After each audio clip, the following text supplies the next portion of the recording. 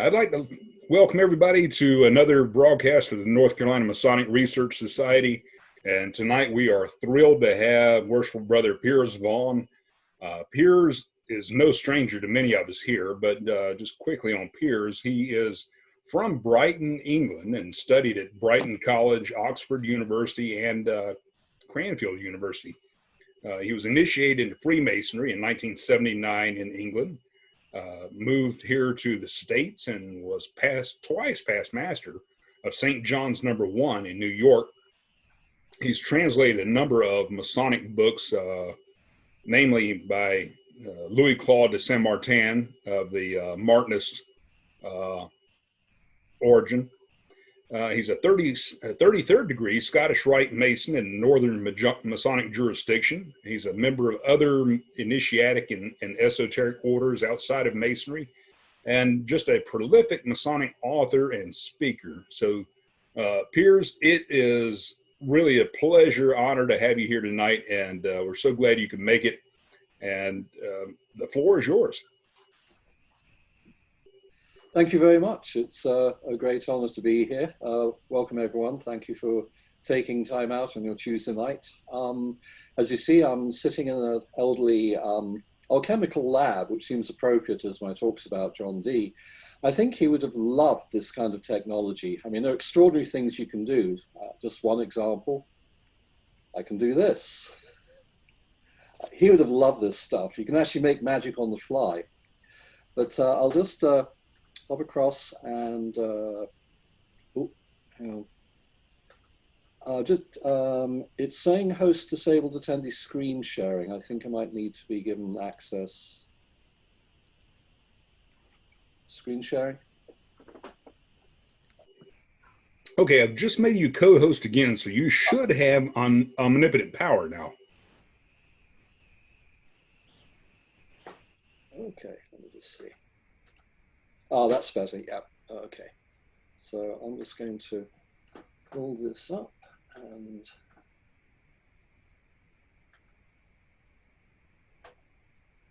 can everybody see that? No? That's worrying. Okay. Hang on, let me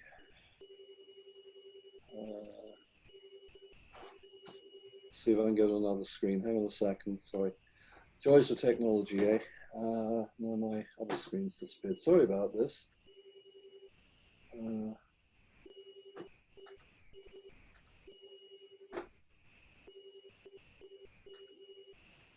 Meeting. Let's see, let's try.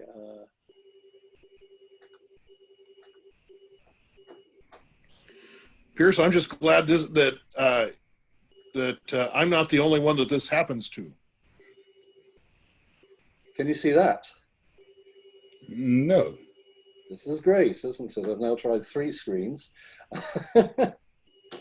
Hey, Matt, take a look at your Zoom settings real quick on the actual Zoom meeting and see if video was turned on. It is.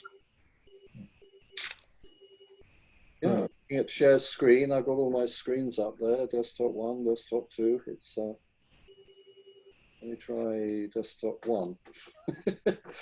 Try making me a co-host for half a second, Matt, and I'll see if mine's working.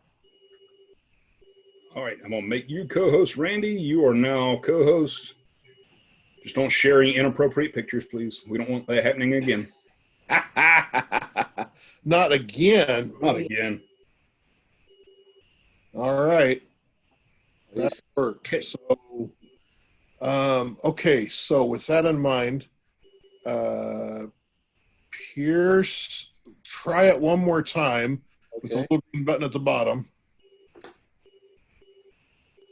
Yep. I mean, I've got the screen up with desktop 1, desktop 2, etc. Let's try desktop 2. See if that'll let me share. And Joe suggested select the right window or the left window, whichever the one that it's on, not the whole desktop. See if there's a difference in there. You're still not seeing anything. Okay, I'll try desktop 1. I mean, I've only got 2. Try desktop 1. This is bizarre.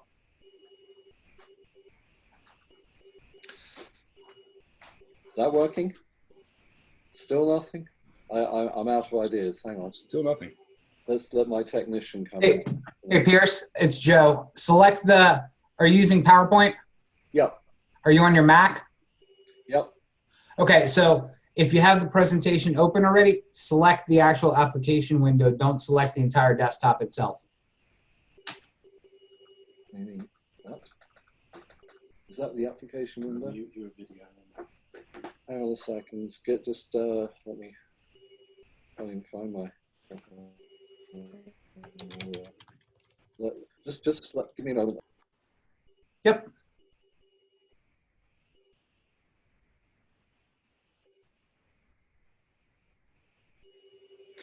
And Piers, if worst comes to worst, if you want to email the presentation over to me, I can steer it for you.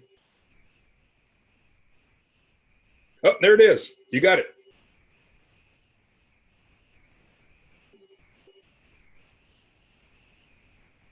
Sorry. Oh, sorry, it's operator error. I keep forgetting there's that little bloody share thing at the bottom right-hand side to get it all set up. And then you don't notice there's that little friendly red button in the bottom right-hand corner saying share. So can everyone see it now? Yes, looks good. Thank goodness for that. Thank you. Okay. Good evening, everyone. Tonight I'll be talking a little about the work of John Dee, astrologer and advisor to Queen Elizabeth I, and introduce you to one of the currents which might be said to foreshadow speculative Freemasonry, not least as we shall see, because some of the people who saved Dee's work and carried his reputation forward to our time, or one of them, was none other than Elias Ashmole, one of the most famous of early English Masons. But I am in a difficult position. I only have a short time to try and convey some key ideas about John Dee's remarkable system of angelic communication, which in a way is like trying to teach a class French in 45 minutes. So I'll not be talking about the detailed life of John Dee or his political ambitions, or very much about his chronological history at all. And similarly, I'll not be giving a slavish list of all the documents and paraphernalia assembled by Edward Kelly and John Dee during their experiments with angelic communication. But you can find that in any of the many, many books now available on Amazon on the subject, ranging from scholarly treatises to practical how-to manuals. But rather, I'll try and focus on why he did it, what we can learn from it, and how it was preserved by Freemasons up to the present time, where it's enjoyed an explosion of interest in recent times, as evidenced in this short clip from the television series Supernatural. There's, well, almost an open phone line between a vessel and his angel. One just has to know how to dial.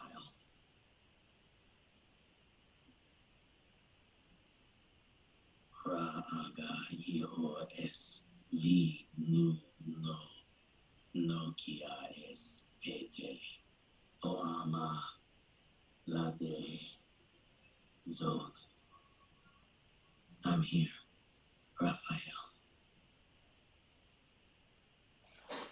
Now, although this is a virtual lodge and not a temple to high magic, I promise you that I will give you an example of that angelic tongue and how it perhaps sounds, given that we only have an outline of how it would have been pronounced in Dee's time, since the English language sounded very different then.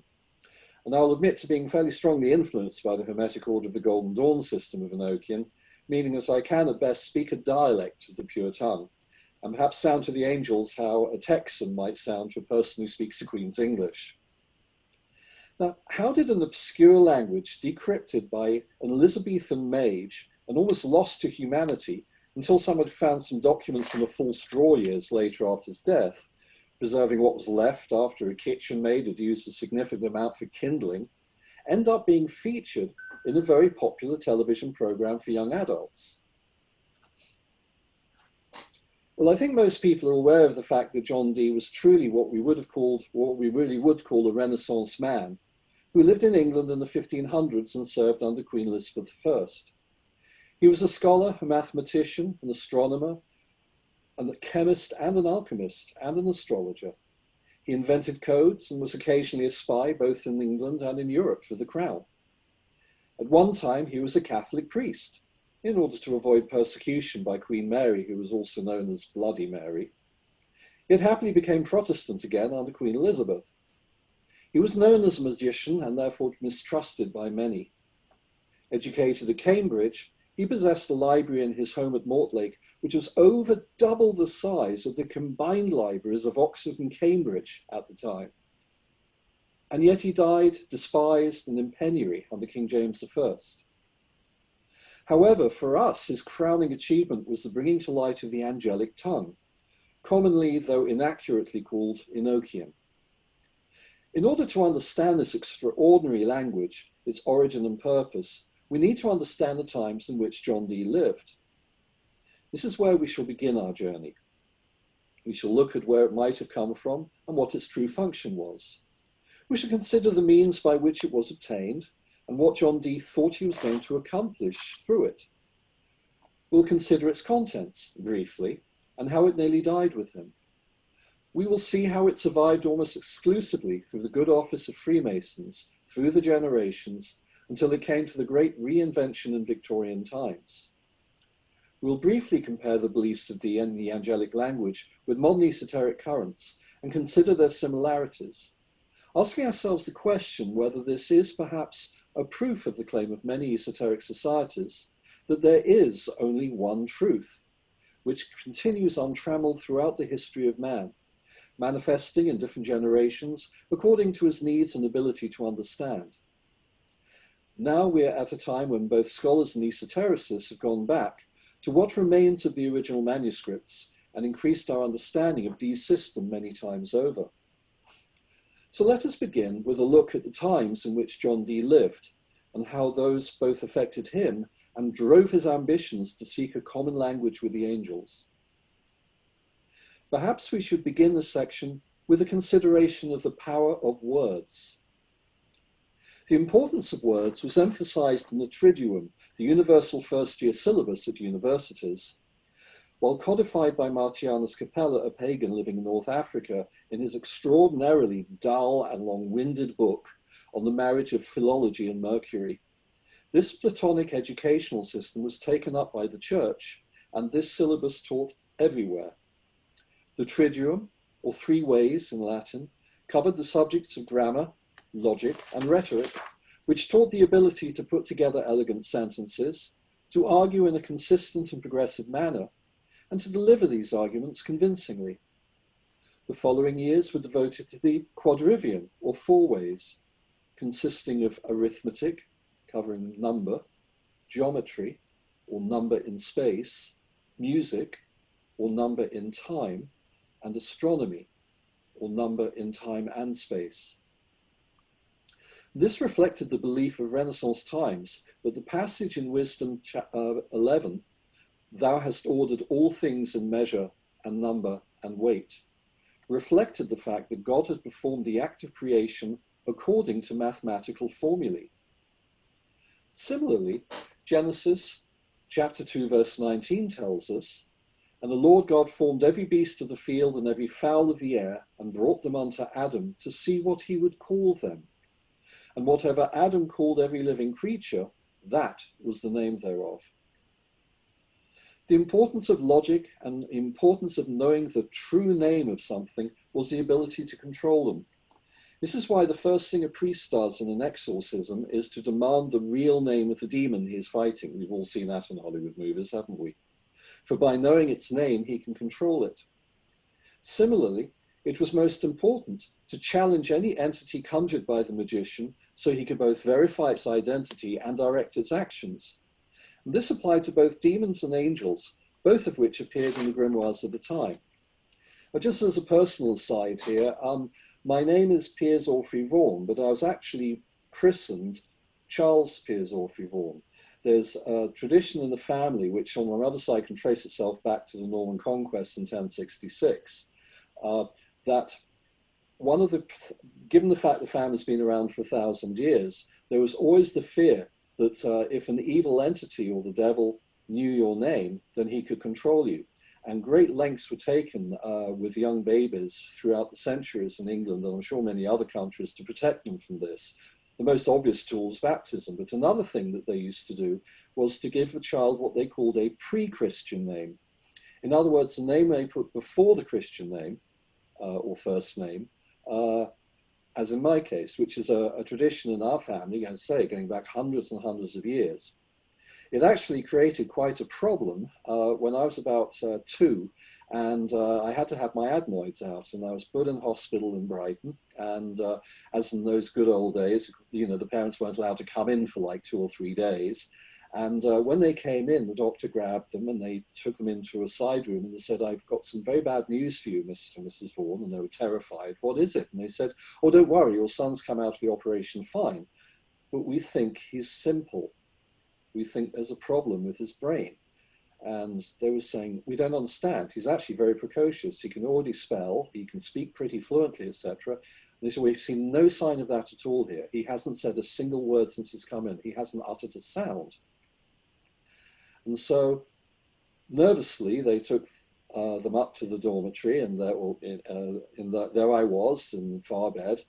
And they walked across, and immediately they said, "Hello, Piers," and immediately, "Hi, Mum, hi, Dad. Oh, you wouldn't believe what a time I've been having. You can switch me off." And then my parents went, "Aha," and they walked across, they took my little armband with my name on it, and of course, guess what? It said Charles Vaughan. The nurses have been calling me Charles for 3 days. No wonder I hadn't reacted. So one reason I actually dropped the Charles later, because it confuses people. But just one example of the lengths to which people used to go hundreds of years ago to protect their children from the possibility of an evil force knowing their true name.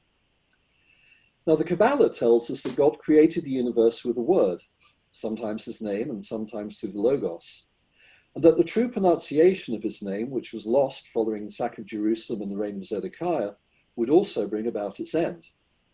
A similar theory exists concerning the Enochian calls of John Dee, where the universe was believed to have been created by angelic forces and could be similarly brought back to an end by their recital. Indeed, this was said to have been the motivation behind Aleister Crowley when he famously recited the 30 calls of the ethers in North Africa.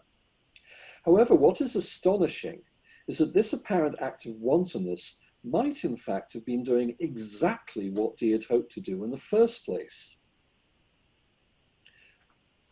Now, to understand why, we'll return to the Renaissance. John Dee lived in what the Confucian curse calls interesting times.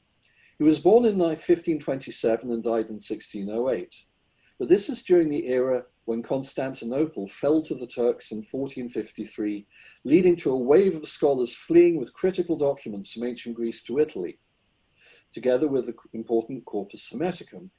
Michelangelo carved David in 1504. Martin Luther nailed the 95 Theses to the door of the Cathedral of Mainz in 1517. And Henry VIII split from Rome in 1534. During this time, scholars were not so much looking forward with excitement to the future, but instead enthusiastically delving into the past to see if it gave any sense about what was happening in the world. Change was all around them. Religion was splintering. New virgin territories being discovered. Advances in science and navigation came almost daily. The Earth was no longer the center of the universe, but rotated around the sun. The advent of printing presses and the availability of books to the upper classes who could read them, as well as documents in the vernacular or local languages, rather than in the traditional Latin, brought a mixed blessing. On the one hand, texts hitherto unavailable to the public were now available. But on the other hand, they were now read by people lacking the scholarly skills to understand the nuances, and everything began to be read in a literal sense, rather like the evangelicals of our modern era, who either through reasons of education or the cynical desire for control, have no sense of nuance, historicity, or exegesis. And all this led to a feeling that the world was coming to an end. It's no wonder this period in history was obsessed by the end times, and throughout, and everyone thought that Armageddon was just around the corner. The church was rapidly losing its stranglehold on every aspect of Western life. The New World had recently been discovered. Europe was almost continually at war. Signs and portents were increasingly seen in the heavens, from the supernova bursting forth in 1572, which is named for Tycho Brahe, to the comet seen over England in 1577. However, for some, this eschatological obsession was not a fear and terror of the impending end of time. It was instead a time for seeking how to accelerate the process.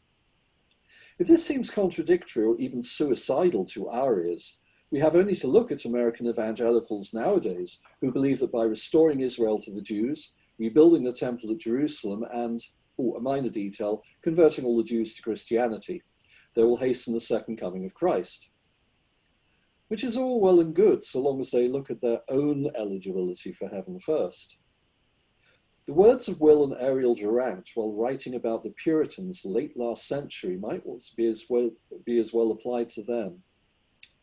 As they read the Bible in the solemn Sundays of their homes, the figure of Christ almost disappeared against the background of the Old Testament's jealous and vengeful Jehovah. We should also remember that this was a time when everybody believed that the world and the natural and supernatural worlds existed side by side, and both were equally real to them. After all three of the religions known to the Western world at this time were permeated with angelic visitations, and they therefore sincerely believed that the revealing of history in the future came from the mouths of God's messengers. Was it surprising, therefore, that some would seek to communicate directly with these messengers to obtain information on a more intimate basis, either for personal gain or for altruistic reasons? Of course, the very idea of magic was considered largely demonic, so those who practiced it could take one of three directions. Either they could find a wealthy patron to shield them from their enemies, or they could hide behind the veneer of religion and claim that everything they did came with the approbation of the divine powers and that they took great lengths to exclude any demonic influences. Or they could appeal to science and say they were merely pushing the boundaries of mathematics and astronomy to gain insight into God's wonderful creation. John Dee did all three. Under Queen Mary, he had to conceal his interest in the occult sciences, yet still managed to find himself thrown into the Tower of London for a period of time. And similarly, following Elizabeth's death and under the reign of King James I, he was constantly under suspicion and died in poverty, estranged from the court. But during his glory years, he enjoyed the patronage and protection of Queen Elizabeth I, and also that of many European courts through which he travelled several times during his life, both as an ambassador and a negotiator, sometimes for his own purposes as a purveyor of ideas and alchemical processes, and sometimes even as a spy for the English crown, signing his missives with the code name 007. As a Hermeticist, he believed that man, far from being nothing more than a link in the great chain of being, which assigned all beings, from God, archangels, angels, man, and beast, to their assigned places in the universal hierarchy, could rise up the chain to commune with angels and all the beings above him, and even cooperate in the great plan, extending to the acceleration of the end times, when the New Jerusalem would descend and everything would be set aright. Thus, the Hermetic scholar had to work both upon himself and then to repair all of nature by precipitating the second coming. This idea was taken up 2 centuries later by Martinez Pasquale in France in his extraordinary theurgic and Masonic order, the elect Cohen of the universe, as we shall see later. However, his experiments were always couched in context of long and pious prayers to God and his angels and saints in order to try to allay the suspicions of those who wished him harm, but sadly without much success. Yet there is no doubt that Dee firmly believed he was doing God's work, and not that of any negative power. Perhaps his strength on the theurgical side was that being a scholar and Renaissance man, he was well versed in the grimoires, the Kabbalah, medicine, and religion, and could bring all these currents to bear in a synthesized system reminiscent of that created by the Hermetic Order of the Golden Dawn some 300 years later. And finally, as a man of science, and we should remember he was a prestigious inventor, having studied with the finest academics, astronomers, and mathematicians in Europe, including Brahe, Mercator, and Frisius. He approached his work through a mathematical lens, seeing numbers as the basis for all creation, and therefore taking the logical viewpoint that if God was in all of his creation, by studying the book of nature, we might gain insight into how he operates, and thereby learn how to assist in this operation. This is also why we find so many magic squares in his work, for he was clearly comfortable working with figures and also understood the mechanics of gematria, that Kabbalistic technique by which Hebrew words with an identical numerical value are linked in a spiritual manner. For example, the words for menorah and noon both have a value of 295, which by theosophical addition, or 2 plus 9 plus 5 equals 16, and 1 plus 6 equals 7, resulting in the number of perfection or completion, as well as the number of candlesticks on the menorah. Now, many of the grimoires of the time were filled with codes and alphabets, since there was a deep fascination with ciphers. No grimoire worth its salt would omit alphabets.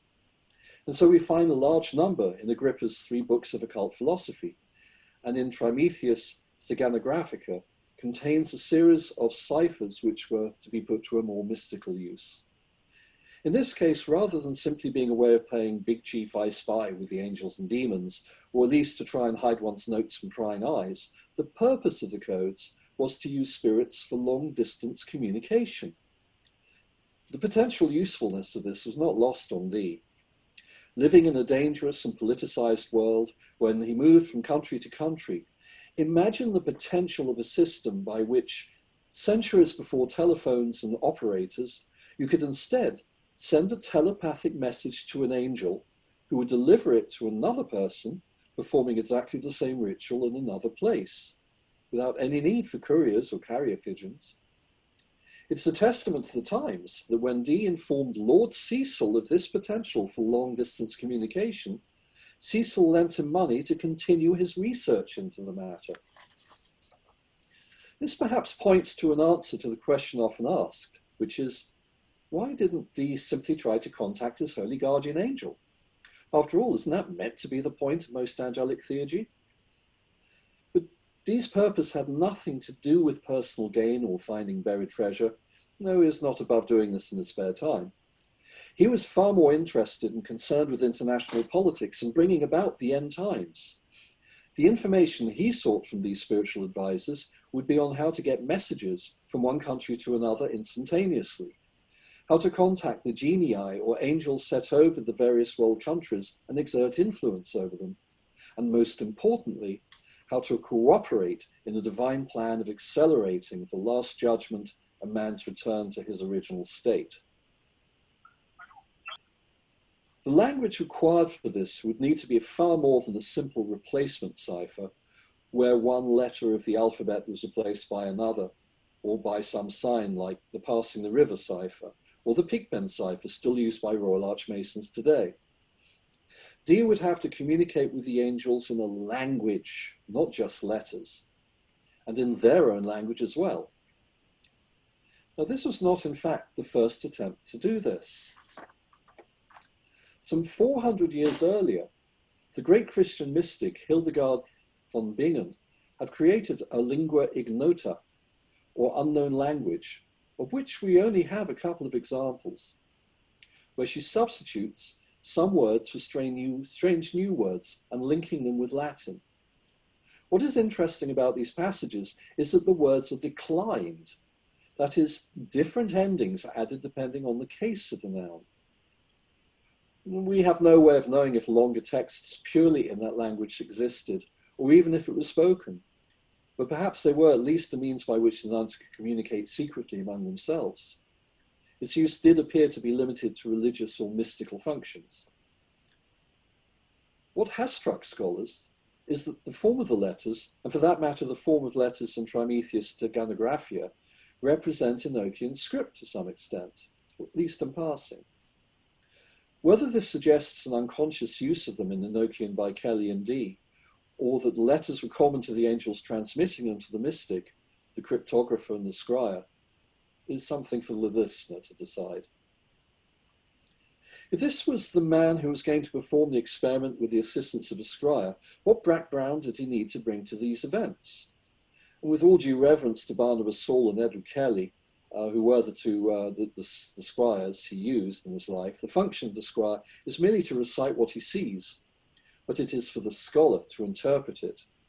And if you think about that, it's not dissimilar to what happened in the Oracle of Delphi, because the Virgin actually sat on a tripod over the gases coming up from the underground, and she kind of babbled in an incoherent tongue.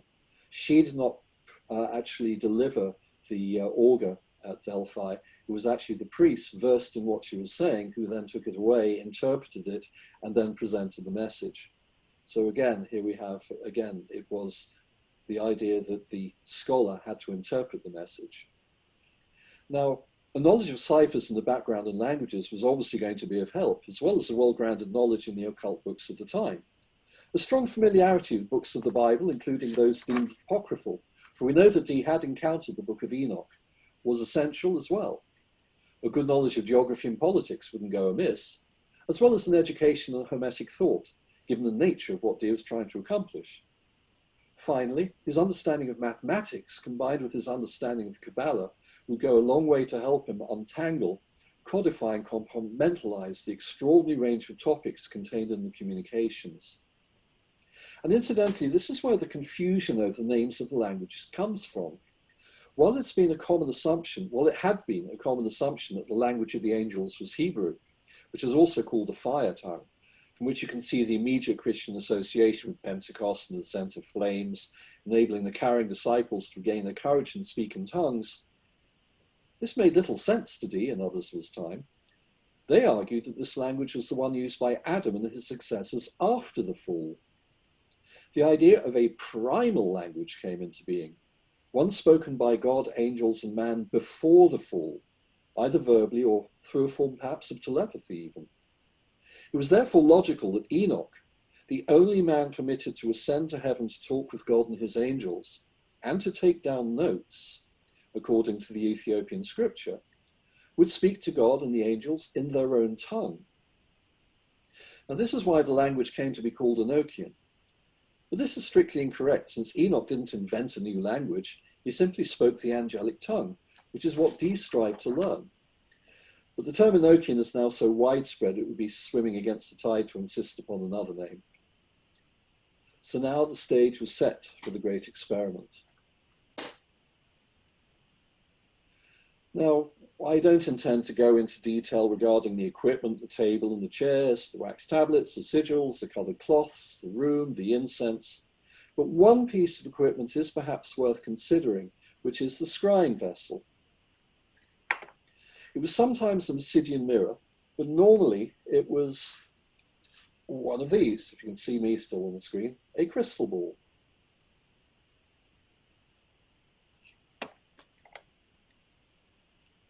This is a logical choice, given Dee's scientific frame of mind. Now, Dee was a student of optics. Indeed, the telescope and the microscope would come shortly after his death, which instruments allowed mankind to study the furthest reaches of the macrocosm and the tiniest cells of the microcosm. And the crystal ball, similarly, focused light from the etheric or Yetziratic world, enabling man to perceive things which he was unable to see with his own unaided eyes. Not so different in a way from telescopes and microscopes.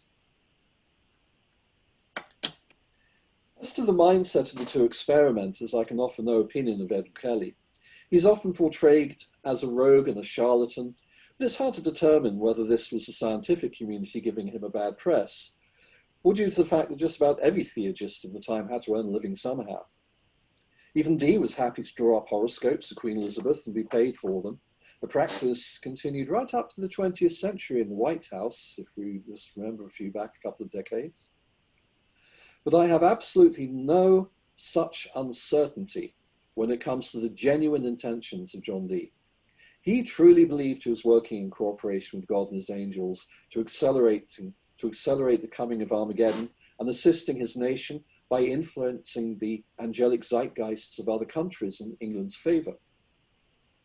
The process by which the angelic language is communicated can best be described as: choose the most inefficient manner in which you can imagine communicating anything and double it. While one might appreciate that time probably has little meaning to angels, even if those closer to us need to operate within the confines of time, they do need to be aware of man's short lifespan, and for that matter, his attention span. This is probably why such an experiment could not possibly happen now. Hard enough holding a teenager's attention for 10 seconds. Can you imagine telling anyone they had to commit 12 to 15 years to receive messages, one letter at a time, in a world here now where Twitter caps a message at 140 characters? The process itself was relatively simple. Dee would go into his oratory and pray fervently to God, and Edward Kelly would be set up in an adjacent room scrying into the miracle crystal, while Dee would write down everything he said as he saw it in the scrying vehicle. The system was based on a large number of enormously complicated tables of letters, 49 rows by 49 columns, where the angel of choice would point at one figure at a time with its wand. Kelly would read a letter, and Dee would translate it into an Enochian letter. What was worse, the messages were provided in reverse order, since the angels claimed the calls and invocations were too powerful and dangerous to be given the right way round. This always made me laugh. I had to think, presumably God knew they were communicating these powerful tools to bring about the end times, but it rather sounds to me more like naughty school children passing notes in class somehow. What is perhaps extraordinary about the process is that this was not done in a dungeon or basement far away, hidden from prying eyes. It was performed in the middle of a bustling household, full of relatives and servants and children running around and doing their daily business. Even odder, as the household peregrinated around Europe, all this paraphernalia was lugged along with them and set up wherever they happened to stop for a short period.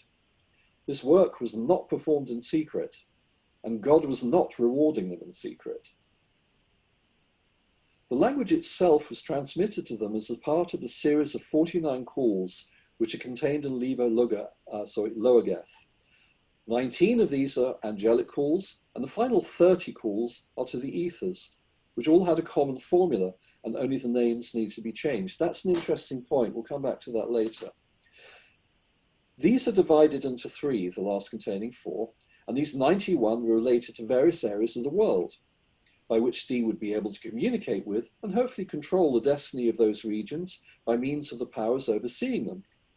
In this manner, Dee could locate or relocate the 12 tribes of Israel scattered through the diaspora, and by reassembling them, begin the process of the end times. Following a litany of hierarchies, which was so common to all the grimoires of the time, including to the kings, the princes, the seniors, and the like, finally the business at hand arrived, the alphabet. The Great Tablet allowed one to identify the angelic hierarchies so common to the grimoires of the time. If we look at the Great Tablet, for example, it is in fact divided into 4 identical sections, each representing one of the 4 accepted elements of earth, air, water, and fire. Remember, the true elements weren't discovered for over 100 years later. If we focus as an example on the tablet of water, which I put in the middle there with the blue and white, we find it divided further into 4 subdivisions representing the equilibration of the element, that is, earth of water, air of water, water of water, and fire of water. Now, the quadrant or watchtower itself was composed of 3 items. Firstly, it was governed by a Calvary cross, that big double one down the center with a line across the middle, representing the Father, Son, and Holy Ghost. Secondly, the limbs of the 4 subcrosses, if you look at top left, top right, bottom right, you'll see 4 smaller Calvary crosses, and they were surmounted by cherubic squares, which governed each quarter, just as Ezekiel's vision of the 4 creatures, the lion, the eagle, the man, and the bull, was said to represent those elements of fire, water, air, and earth. And finally, what we call servient squares made up the remainder of each of those quarters, filled up with lesser and servant angels. To scry into one of these squares, then, one first had to evoke the great secret and holy names of God before moving down the traditional angelic hierarchy by evoking the king, the seniors, and then the angels in charge of that quarter, being the angels of call and command and the Calvary cross. They were call and command and the Calvary cross, lest anyone think that this was sorcery, perish the thought, before finally asking Ezekiel's cherubic angels to allow the person trying to communicate to please get a response. The whole process was both elaborate and time-consuming, but such was the importance of hierarchy, both in the human and angelic worlds at those times. Woe betide anyone who attempted to cut the process short. Apparently even angels need their egos assuaged. Finally, with all these hoops being passed, Dee and Ked were free to evoke their angel of choice in the scribal and ask their questions, which often involves stepping into the angelic world in the process known as traveling in the astral, to meet with their new host, test it with carefully considered trials, and even when they were proven to be true, to be led on a spiritual journey while asking their questions. And I apologize if anyone thought this would be some 30-minute instant lesson on how to do this. Sadly, that would be both impossible and dangerous in the extreme. But again, there are many books, courses, and orders one can find with enough interest, though I do warn you the subject is very complex and will require many years of study. But I would highly recommend a book by Jason Louv called John Dee and the Empire of Angels, which is a fascinating view of Dee's life, his work and his influence, even in the 21st century. Of all the books I've read, it is both the easiest and yet the most educational of all. And he apparently offers online esoteric courses as well, although he does lean a little bit more to the, shall we say, darker side. Let's leave it at that. But let's not forget that even if you finally have access to an angel in Dee's system, you still have to speak to it in its own tongue, angelical, or what we now call Enochian. Now, when I put a slide up again of the Enochian alphabet there, you'll see why it's so hard to learn. Unlike French, Spanish, Hebrew, Russian, Coptic, or any other language, there's no logic at all to the names of its letters, the way they're written, and worst of all, how they're even pronounced. It feels almost random. But perhaps this is to be expected in the race which is alien to us, since not being of Earth, they are, in a way, aliens. One curious feature of the alphabet is, while it overtly contains 22 letters, so aligning itself with Hebrew, and for that matter, the Kabbalistic tree of life with its 10 Sephiroth and 22 paths, the alphabet ultimately contains 23 letters. This extra silent letter, sometimes referred to as Aphio, is represented by a 0. Remember, 0 as a number was unknown to early civilizations, and after being written down in India, initially in the 5th century of the Common Era, finally made its way into the Arab world, where it was first written as an empty circle. When it found its way into Europe by way of Spain, initially the religious leaders disapproved of it, since they saw this representation of absence as diabolical. This may be why Dee had it in his angelic language, since he was foremost a mathematician. It also reflected Darth on the tree of life, which represented knowledge. Another reason why a non-letter might assume some importance in this system. However complicated though the system may be, the two magicians were unable to focus exclusively on it. Politics in England and abroad saw them regularly on the move, being welcomed and rejected in turn from each court in which they settled. Perhaps these communications with the angels and their plans for the end times gave him an air of impatience or arrogance, which did not sit well with his potential sponsors. Perhaps their hopes were based on rather more mundane deliverables, such as long life or gold from lead. Either way, it was the downtrodden Dee who finally made his way back to England to attempt to re-establish his former life. But it was not to be. Elizabeth had died, and one of the first acts of her successor, James I, was to introduce an act of parliament outlawing all forms of witchcraft. Dee's life, his usefulness to the royal court, and his means of income were effectively over. Like a starving man surrounded by cans of food and no can opener, he was surrounded in his domain in Mortlake by his books, yet ailing fast and starving too.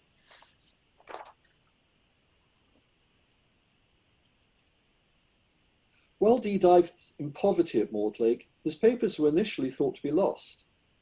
However, some 10 years later, the antiquarian Robert Cotton found a number of his later books and placed them in his library, which were later sold by his son to Merrick Casaubon.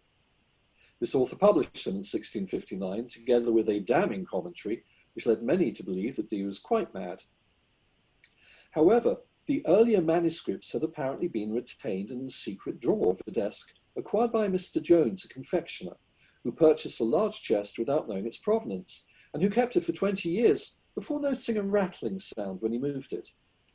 Initially, not knowing what he had, the kitchen maid apparently used a number of these precious manuscripts as kindling.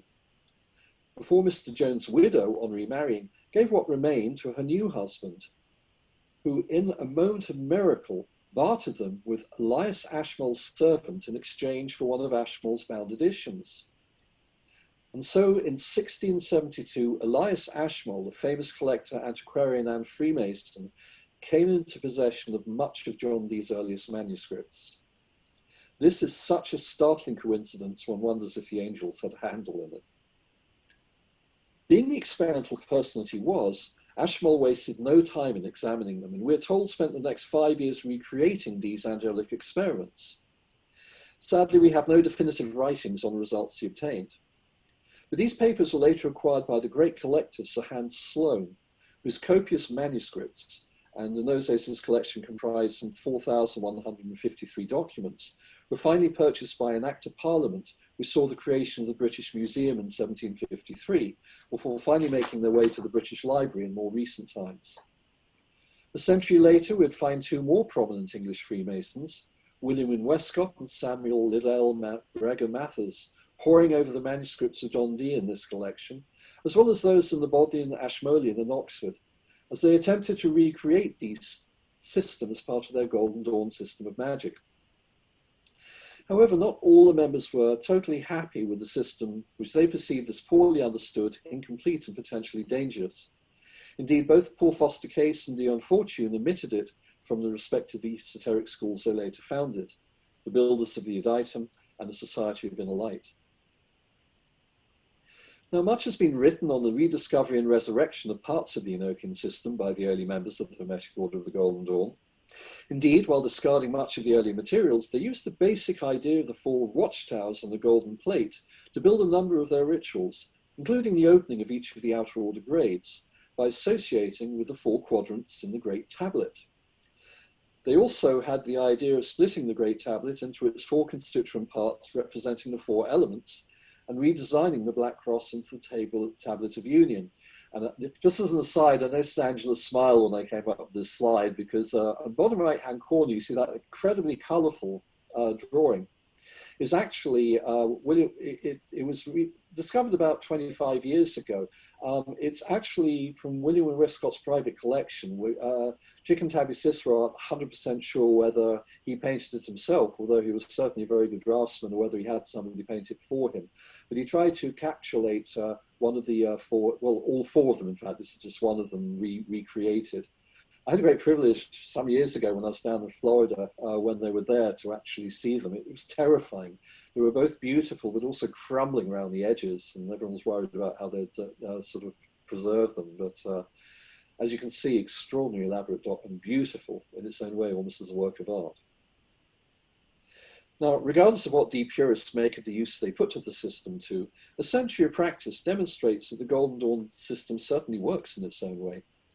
Indeed, when Aleister Crowley famously performed the 30 calls of the ethers in North Africa in 1909, it is difficult to tell whether he was performing the operations merely for his own benefit, or as I suggested earlier, whether he was in fact resuming Dee's ambition of hastening the end times for the good of all mankind. However, this is all well documented, but I do want to shed light on an area which I don't believe has previously been explored. Well, I guess I've given this talk before it has, but so far as I know, only by me. One relatively modern order which exhibits a lot of similarities to the Enochian system of John Dee is Martinism, or more accurately in this case, Martinezism. Founded by Martinez Pasquale in the mid-1700s in France. I always think he looks like a pirate, doesn't he? This order of elect Cohens of the universe made the usual claims to antiquity and to being the natural successor of all the earliest manifestations of the true religion. While it has survived to our times through the more mystical Christian teachings of Louis-Claude de Saint-Martin and the Masonic Order of Knights Beneficent of the Holy City through the works of Jean-Baptiste Villemoz, the original Proto-Scottish Rite Order combined a progressive series of grades with what can be described as an esoteric way of life, incorporating a strict dietary regimen, rigorous and frequent prayers, and a suite of theurgical operations which were primarily performed alone. While most of the original rituals have not survived the passage of time, aside despite the outrageous and so far unprovable claims of some groups, there is enough material available in manuscripts, diaries, and commentaries for us to note a number of similarities with Dee's system. Firstly, there's an apocalyptic element to the practices, in that the goal of the theurgical practice is reintegration into the original source or God. Firstly, by working upon oneself, and then upon all of mankind. While the methodology may be slightly different, the ultimate goal is similar to that of John Dee. Secondly, the system is broadly mathematical in its approach, focusing on a theosophical understanding behind the numbers 1 through 10, and the belief that not only did God cause creation through the use of these numbers, but that, like these ethers, God charged in this case 6 angels or archangels to perform the act of creation for him, reserving his involvement until the 7th day, when he inspected their work and blessed it. The system clearly focuses again on the words from the Book of Wisdom. Thou hast ordered all things in measure, in number, and weight. And this agrees quite interestingly with Dee's assertion in his letter to Lord Cecil, remember him earlier, that Trimethius' book Steganographia concerned itself with, quoting Dee, formal numbers, mystic weights, and divine measures, end quote.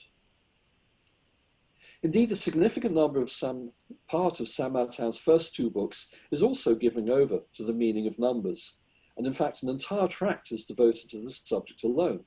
Saint Martin's book on numbers and his extraordinary analysis of the existence of God through the several living arts and sciences is actually not that dissimilar to Dee's tract on the monad.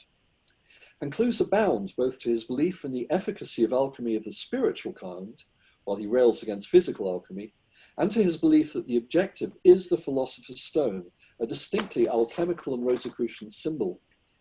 Surely the fact that his second book, Natural Table, contains precisely 22 chapters is no coincidence to any Kabbalist. And thirdly, the practices focus on summoning angelic powers, specifically to open up an ongoing channel of communication. And while the final objective appears to be to cause the appearance of a personal angel to guide the summoner, not unlike the Abramelin ritual, nevertheless the purpose is to open up this channel and to thereby gain knowledge which would otherwise be unknown to the summoner. This is realized through the sighting of a seal or a sigil of the angel, which a kind of celestial reference book, which you can see at the bottom there, the Book of 2400 Divine and Angelic Names, may be used to identify the specific angel through its sigil. This is accomplished by a form of scrying, not unlike that performed by Edward Kelly. In this case, by sitting in near darkness while observing a heavy cloud of incense for any sparks, flashes of colours, letters, or sigils forming in it. The rituals are not above using extraordinary words and names, which are still not completely understood, and which point to the vestiges of perhaps yet another variation of the angelic language. To list just a few of these names, which sound almost barbarous to our ears, I'll give you a few from Pasquale. Vabaham, Vaur, Viha, Vakiel, Vage, Vako, Vabam, Alim, Adiozai. Not so far informed perhaps from, for example, the King, Prince and Governors ruling Wednesday in John Dee's system. Naspol, Lisdon, Liigan, Barfort, Lumapo, Bernola, Bazpama, while acknowledging that Dee's system required them all to be 7 letters long.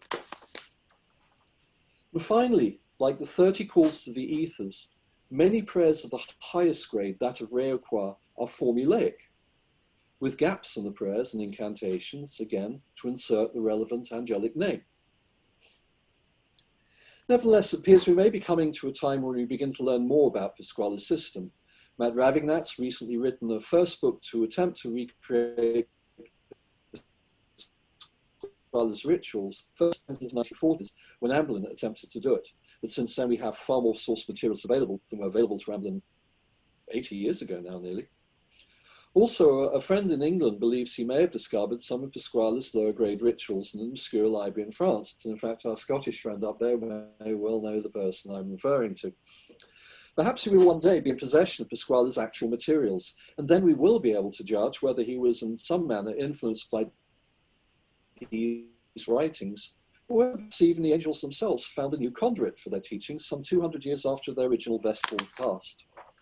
But for now, let me end by giving you a small sense of how this most primitive of languages, this language which we are told was spoken by God, his angels, and the original man, might have sounded, Angela, as I recite the safest Enochian invocation, that of the Hierophant when opening a temple of the Golden Dawn, and which means, I reign over you, saith the Lord of Justice, which is followed by 3 magical names on the Tablet of Union.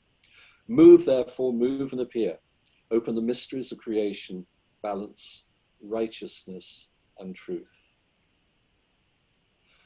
O el sonuth vausagi, gohoiada balta, Alexa pehe, komananu, tapitoem, zodakara eke zodakare oda zodameranu, odo kikle ka piape piamoel, odu vao anu. Brothers and sisters, thank you very much for your kind attention.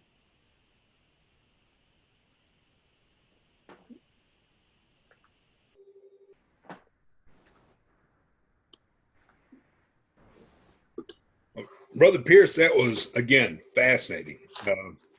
Thank you. Just chock full of historical things, esoteric, just great information.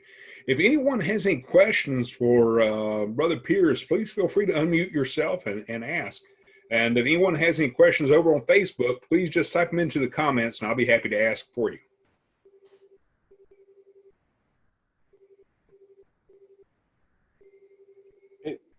Brother Vaughan, this is Tim Dolman from West Virginia.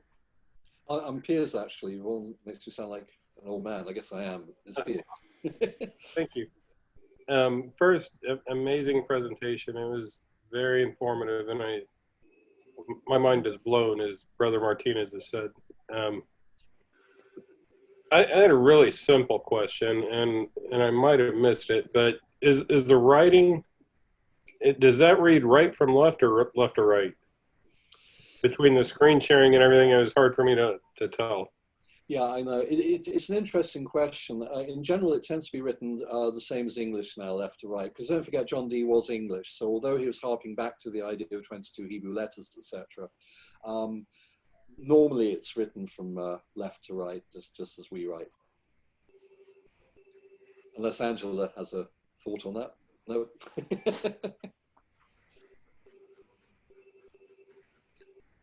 Hey, Brother Piers. It's me, Renee. Great presentation. I love it. It's probably one of my favorites. I have a quick question. So I know Paul Case, he kind of stepped away from the Enochian language because he felt like some of his closest friends got really sick, especially one of his great friends, Michael Whitty, I believe. What is your thoughts? Is the Enochian can be dangerous when practicing, in your opinion? I would say absolutely yes. I mean, if you look at the Golden Dawn system, it is the last thing to be taught. Golden Dawn system sometimes been referred to as like kind of almost the university syllabus. And you go through all the outer order grades. Basically, there are 6 of them where you're learning, but you're never allowed to do magic. And then finally, when you've got all the basics down, and much of it's, I'll give you a stupid equivalent. When I was doing my MBA at Cranfield University, one of the things in the human resource or kind of human relations side was we were all asked to pick something which absolutely terrified us and do it. So some people who couldn't swim or something like that went whitewater rafting. Mine, because I have a great fear of heights, I decided to do a parachute jump. And it was fascinating. I mean, the experience itself was most terrifying and most exhilarating in my life because, you know, when you first jump out of that plane and think, what on earth am I doing? And you're like falling down and you're doing the 1,000, 2,000, 3,000, 4,000 check, and you look up and you see your canopies opened and you're now sailing. And suddenly the rush of adrenaline through your body is absolutely, I've never had anything like it in my life. But for a day and a half before you do that jump, you are in training. And you are trained to face everything that could possibly go wrong, you know, from falling the wrong way and breaking a leg to your parachute handling, or if you find you're not opening properly, or only partly opening, or if you're facing the wrong way, if you're going to land on an obstacle. So you spend and it's kind of funny because like the first day you're going through all this, you arrive all enthusiastic, and then that night you sleep in the barracks. I don't think anyone got a wink of sleep. I was like lying there thinking of everything that could possibly go wrong. And the following morning you go through the final ones and you do like a 20 or 30 foot thing on a pulley, and finally you go up on the plane and the thing's over in a couple of minutes. But the idea is that it's not something that should be attempted unless you know everything you have to do. I'm sure it's the same in scuba diving, although I've never done that, but you have to know everything that could possibly go wrong before you really want to attempt it. And I would say that about Enochian. Enochian definitely is a very, very powerful system. And we're not just dealing with fluffy bunny rabbits here, basically. So I'd really suggest, it's something approached with extreme caution, with advice, and certainly it would be at the very end of several years of study, rather than pick up a book from Barnes and Noble and say, hey, this looks cool, let's try it. Not advised. It kind of makes sense, right? It seems like theurgy in general could be dangerous, right? Because you mentioned Martinez de Pasquale and his student Louis Claude de Saint Martin was kind of stepped away from that theurgy, but it is said that it's possible that he was still practicing, right? Because he did say he was eloquent in his heart always. Yeah. I think that's certainly quite possible. I mean, of course, Williamos as well was a student and became Reo Choir, and there's an endless debate when he created his Knights Beneficent of the Holy City, and he had the two secret grades, not secret anymore with the internet, of course, of Professor and Grand Professor, where he was actually delivering a kind of summarized version of Pasquale's theories. But given the fact that all the members of the Leon Temple were also previously been Reo Choir, it seems rather odd that they suddenly stopped doing all that work when they transferred themselves into becoming a Grand Professor. So, yeah, I think most of his students continue to do this stuff, whether or not they were sort of thinking, whether or not they were intending to do so. But yeah, anyway, I agree with you on that. I mean, that's why nowadays Martinism tends to be very careful. They take you through the first 3 degrees of Martinism at least before letting you anywhere near some of this stuff. Regrettably, there is one group I'm aware of which starts throwing the eloquent stuff at you the day you join, and I wouldn't advise that myself. But there you go, personal thought.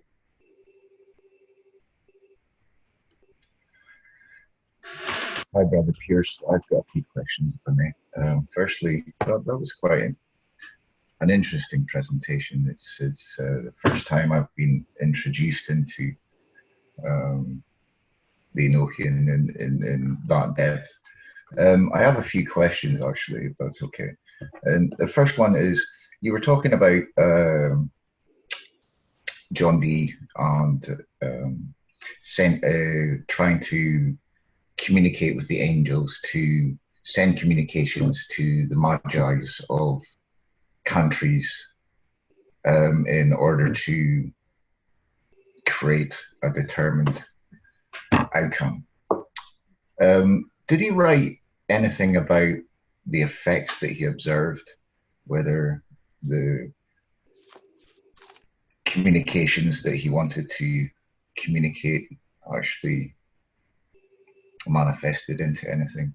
And secondly, with the Great Table, actually, to me, it looks like one of the very early word searches, to be honest. And but I did notice that on the horizontal, the letters are reversed exactly, and on the vertical, there's alternate spaces between the words.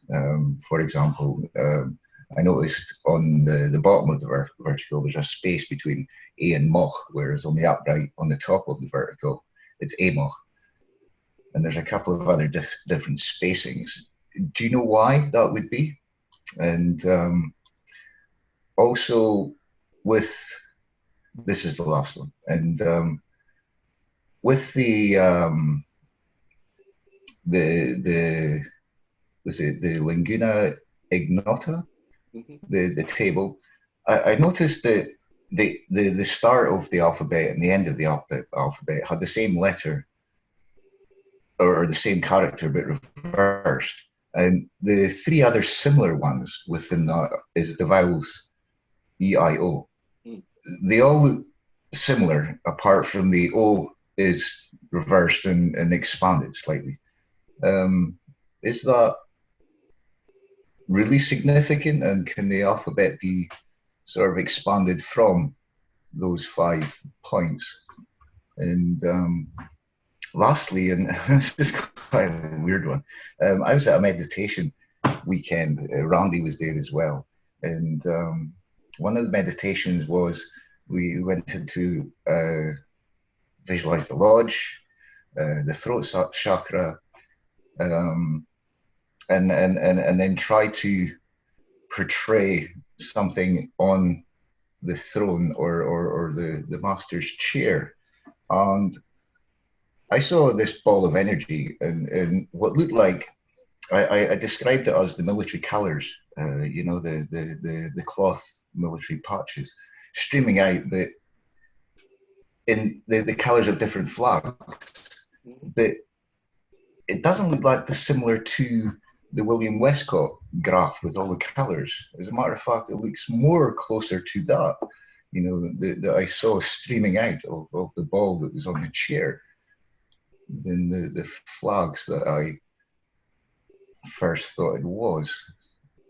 Could you maybe have an opinion as to what that was? I'll have a stab. I mean, let's firstly go back to the first question. Problem for John Dee is that his was definitely a road paved with good intentions. I think, you know, John Dee, and unfortunately, we have from some of his writings the idea we can kind of interpolate that this was his intention. I mean, this is why he went through the whole exercise with the ethers and identifying tables where, you know, basically each known land at the time, you know, was basically enumerated in the list and had its own sort of guardian angel, as it were. And we know that this is preparatory to start this process of trying to build this network. We know because of his communication with Lord Cecil that he had decided that it was possible to build this kind of psychic telegraphic system between angels, etc. I think part of the problem was, I mean, his grand plan was he was going to be, you know, Elizabeth I's, you know, sort of premier sort of diplomat, and he was going to go all over the known world, you know, representing her, and he was going to do all these treaties, all these different countries, and every country he went to in Europe, he would be visiting all the, you know, the court alchemists and theurgists, etc., and advisors, and finding out the people, and like build his own international sort of esoteric network. Unfortunately, it didn't work that way because he had a lot of enemies in court, and just about every time he actually got a commission to do anything, somebody came up and kind of changed Elizabeth's mind. So he managed to get to a few countries abroad, but I think the problem was, you know, it needed a critical mass. If he got to 4 or 5 countries, actually managed to impress the people enough, the rulers of those countries enough to think he was a good thing, to allow him to spend significant time at their expense, of course, with their advisors to start erecting this system, I think we'd know a lot more about it. But I have a horrible suspicion it was great on paper, but it didn't kind of work in practice so well because, as I mentioned earlier, he normally ended up being thrown out of most of the countries he visited. I think possibly that's what I thought, yeah. He was very preoccupied and arrogant. So the idea was, I think that was what he was trying to attempt, but he didn't get very far with the project, unfortunately, because of all the politics around him. Hang on, I'm trying to remember the second. The second was, what was the second one again? Just in reference to the table. Oh, right, yes. What was it called? The problem with other people's codes is... The Great Table, yes. Yeah, the problem with other people's codes, it's very hard to exactly know what it means. I mean, the point of the table itself, if there are any straight lines in it where, you know, you get a collection of consonants and vowels which you can actually pronounce, it's more of a fluke than anything. Firstly, nowadays we're lazy as hell. We use the English equivalents of the Enochian letters. I mean, if you did it properly, you should be using the Enochian letters, of course, but which is why I had the Enochian one of order behind it. But if you're looking at the regular table, you get the angelic names, and there are weird ways of doing it. You kind of go from one point and you read backwards, or you do it in spirals, or do it sort of, you know, in like sort of round, like sort of going round and round, you know, starting the point and going down, long, round, up, etc. So there's no logical. It's not just like read up, down, left, right, unfortunately. So I have to think, you know, that you know, if you try and read much of it in just a straightforward line, you'll get lucky occasionally, but in most cases, it's very, very hard to say, oh yes, you know, that means that because of that. And yes. and it's the same. I mean, that'll be slightly the answer to the fourth question as well, because the problem is, you know, you don't know what was in Hildegard van Bingen's mind when she was writing these, was she? And we know very little about the language. I mean, I forgot to write down. I was going to write down 2 or 3 of the words we do actually have from her language, but I forgot to do it. My apologies. I haven't made a great study of it, but as with all these, all the other ones in Cornelius Agrippa, etc., basically, you know, they in his case, they I guess sort of normally equate against you know, the Latin alphabet. So you'd have the Latin alphabet would be a 1-to-1, and then how you wrote the letters. I mean, some of them, something like the Celestial alphabet, vaguely Hebrew. Others, you know, obviously making other lines. I mean, in a way, I almost think they're trying to get more across with the message. I mean, like, just to give a stupid example, the passing the river is one of the angelic alphabets. Now, the whole idea of passing the river, I believe, focuses on Zerubbabel and his crossing of the river Starbuznai, or the Jordan, or whatever you want to call it, when he was actually going to Darius to seek permission to build a second temple. Because there's a lot of play over him actually going over a bridge and being challenged at both ends with passes and things by the guards there, which some people esoterically see as moving from one state of consciousness to another. So kind of, again, almost in the Golden Dawn tradition, you know, he's in Malkuth, and then in order to get to Yesod, he has to sort of know the right passes, etc. He has to know how to convince himself or convince the guards that he is genuine, so he's allowed to pass through. And interestingly enough, what happens is Darius then provides him a passport so he can pass freely over this bridge in the future. So having conquered that path on the Tree of Life, he's now able to go back and forwards anytime he wants. So, you know, I think there's a lot more going on about the coolness of the name rather than the alphabet. I doubt anyone really used the alphabet very often. Yes, that's the second and fourth. The third one was regarding the colours. Yes. Now, the thing which was so interesting about William and Westcott's is that he uses all 4 scales: the king, queen, prince, and princess. Almost all books you see nowadays, again, we get lazy. So nowadays, almost everything drawn is in the king and queen scale. If you look at any like Bota or any of the you know, manifestations of say the Tree of Life nowadays, almost invariably draw the Sephiroth in queen scale and the Pars in king scale. But actually, and everyone ignores the prince and princess because it gets so darn complicated. And you see that there because suddenly you get all these multiple colors and things like that happening. And it's interesting you're talking about the light from the east, because it's something that never dawned on me until I became master of my lodge. I always assumed, you know, in American lodges, sorry, you must remember the altar's in the center of the lodge, not right in front of the master. The altar's in the center of the lodge with the book, the volume of Sacred Law on there. So I'd always assumed, you know, that's, you know, the light where we find and there we shall find it kind of thing. Yes. I've always assumed the light came from the Bible. And I always assumed that until finally, and I'd even sat in the east as master, you know, step up night kind of thing. But it wasn't until the day I was actually installed, and although they did wave a magic wand in many states in America, I got the full treatment, the full Shiva stuff, etc. And it just so happened the guy being installed in the senior warden could also see. He was in Bota, and when I sat in that chair, I suddenly felt as though I had been punched in the back. And I suddenly saw this beam of light go straight through me and go straight down to the Bible. And that from the Bible, it then exploded. And I realized it's not coming from the Bible, it's going to the Bible. But the light is coming from behind me. And this is not you go to the Royal Arch, that you really start to realize, of course, what's behind you. And then you realize that makes perfect sense why the light coming to the lodge comes from the east and actually not from the Bible. Yeah. That's fantastic. So I found it fantastic when you were talking about that and seeing the light Yes. from the east, because and then of course all these chiaroscuros and different colours, etc., will mean different things. Exactly. That's I hope that's a fantastic. bit of Thank, anyway. Thanks very much for that. And there's just one more observation, actually. Sorry Yeah. for taking up the time. The last statement that you. It's 20 past 3 in the morning where you are. I think you're 20 past 2, actually. We're still in summertime, so. Yes, the last slide with sentence and what language was that written in? Was that the at the end? Lagina Ignota language, was it? The last slide. The last slide. No, that was Enochian.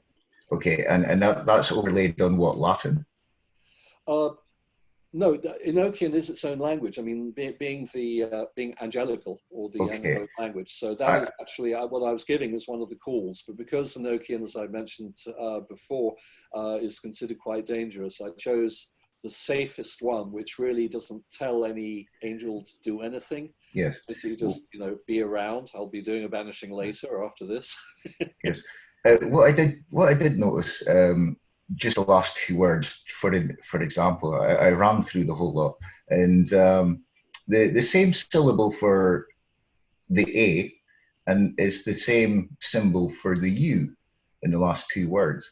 I'm assuming that the and is et, et, and the problem with Enochian is that there are a lot of different people that have different ideas of how you pronounce words. Unfortunately, like some people say if they see the letter N, they say it's N. Some it's a N. Some say it's Nu. So like Vauanu, I said. Other people say okay, Vauan. right. I understand. So they're using. It's a bit like sort of Oxford English as opposed to Glaswegian English or whatever. So it's not written the same, it's actually pronounced the same. It's that with the same symbol. The same. Yes. It's written the same, but different people pronounce the same words differently. And it really is, sort of like the Golden Dawn pronounced it one way, Followers of Crowley pronounce it another way. People say, scholars say, no, Dee would have said it this way. But I think up there, I think they know, as long as we put our heart into it, I think they know what we're calling them. That's fantastic. Thanks very much. Okay, thank you.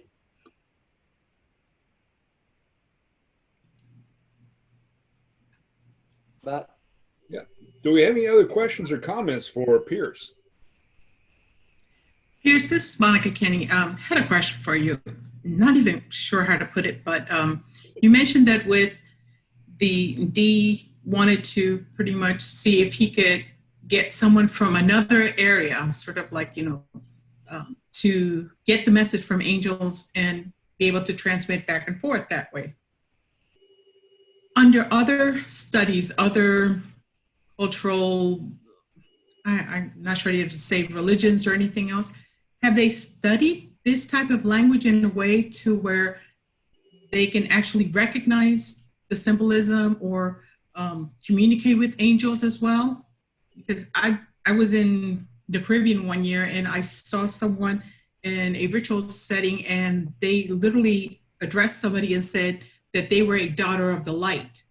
And I know that Dee makes mention of that particular family of light. So I was curious as to that. I don't know, actually. I hate to say I think probably not. And one of the big problems is actually a massive problem with Masonry as well, is that it simply hasn't been taken seriously enough by the scholars. And that has been, that's been a massive barrier, for example, to Masonic research, because the only people who give a damn about Masonry are Masons.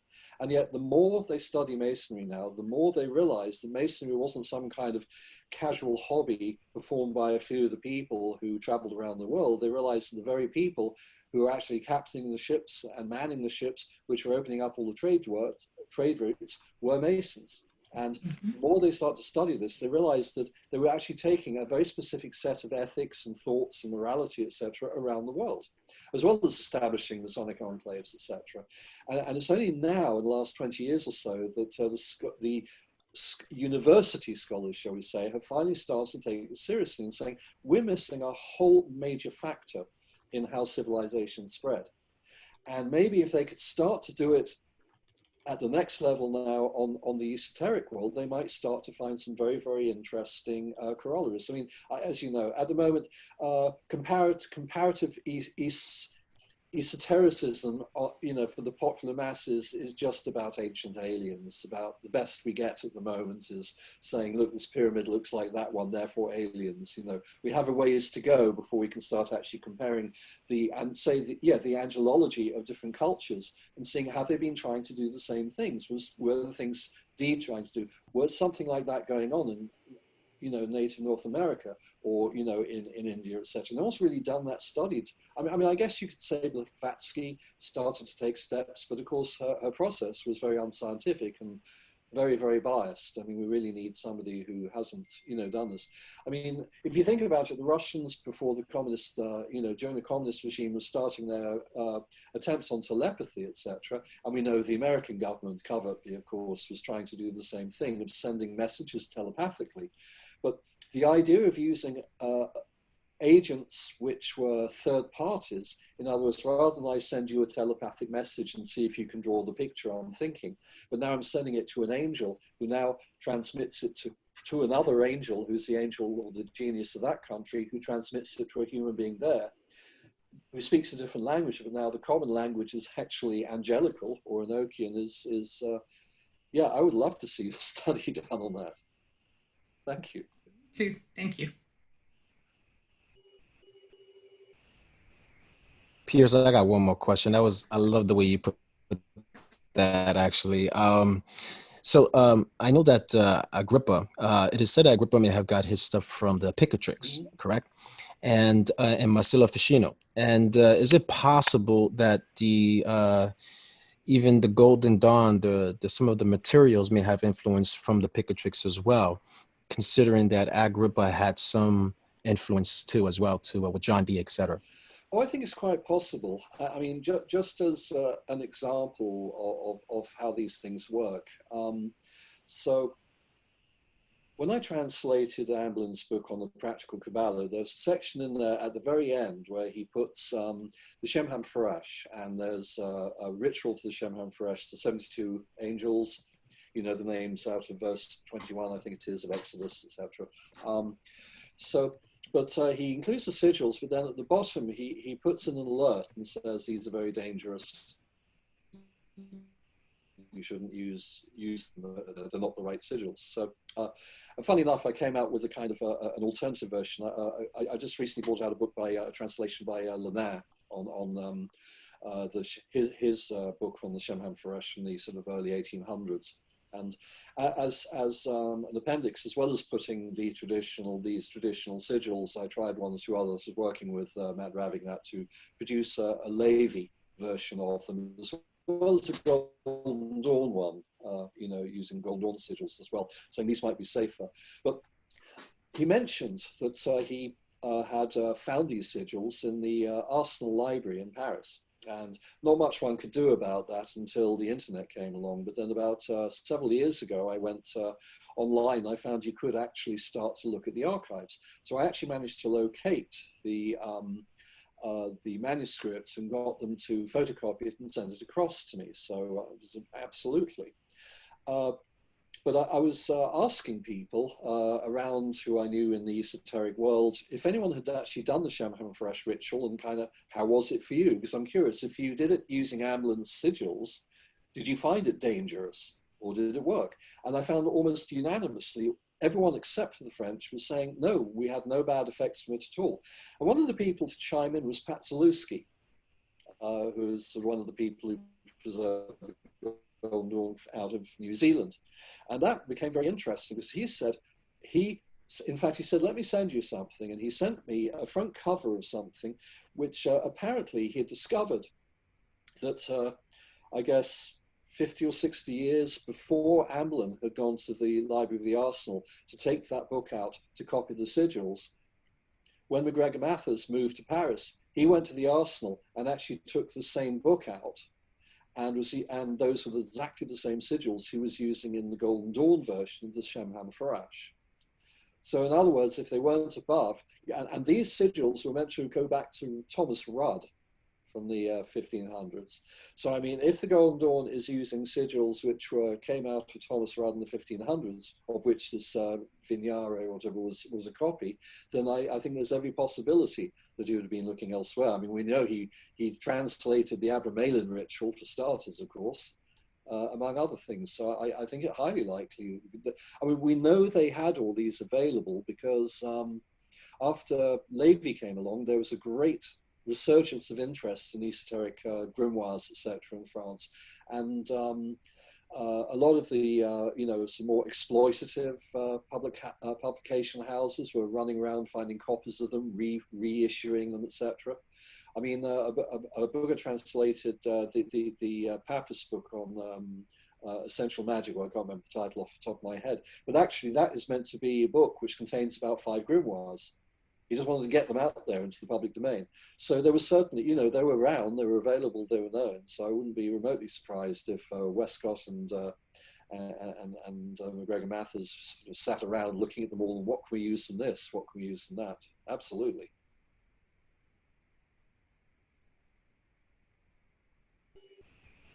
All right. Any other questions or comments for Brother Piers? Well, Piers, that was absolutely fantastic. I'm not seeing any more questions or comments over on Facebook, but thank you again for giving us this presentation tonight. Again, it was very enlightening. I see several hands clapping there. So we would love to have you back sometime, but again, thank you so much. It's been an absolute pleasure. Thank you so much for having me.